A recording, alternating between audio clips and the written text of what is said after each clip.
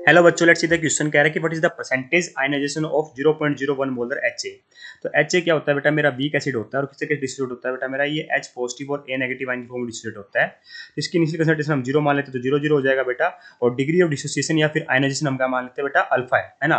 तो ये कैसे लिखा जाएगा? एक्चुअली में होता क्या है बेटा? X होता है number of moles dissociated. X कैसे लिखा जाता है बेटा? इनिशियल X क्या है?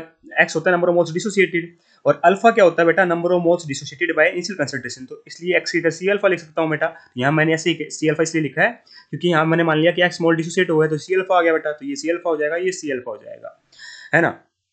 अब के बात करूं के ए क्या होता है बेटा? आयनाइजेशन कोएफिशिएंट ऑफ एसिड होता है। ये क्या होता है बेटा? प्रोडक्ट और रिएक्टेंट कंसंट्रेशन का रेशियो होता है raise to power stoichiometric coefficient.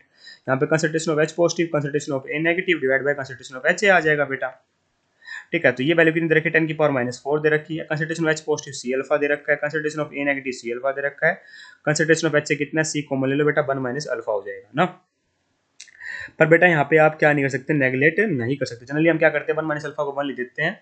पर मैं आपको बताऊं कि एक वैल्यू इतनी छोटी नहीं है बेटा, ठीक है। और ये 10 की पावर -2 है बेटा, तो इन दोनों के आपस में कंपेरेबल वैल्यू है। दूसरा तरीका आप ये कर सकते हो, एक बार नेगलेक्ट करके देख लो कितनी अल्फा वैल्यू आ रही है। अगर अल्फा की वैल्यू बेटा ग्रेटर देन 5/100 आती है तो इसका मतलब उसको नेगलेक्ट हम नहीं करते, ग्रेटर देन इक्वल टू आती है ना।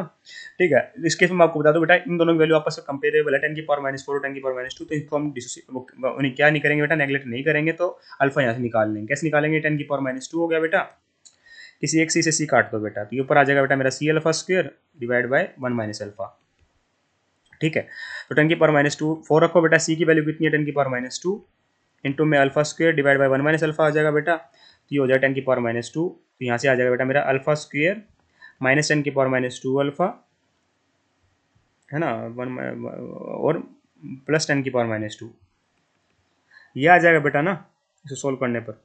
उल्टा लिख दिया मैंने ना, उल्टा लिख दिया, सही बात है। कैसे आएगा बेटा?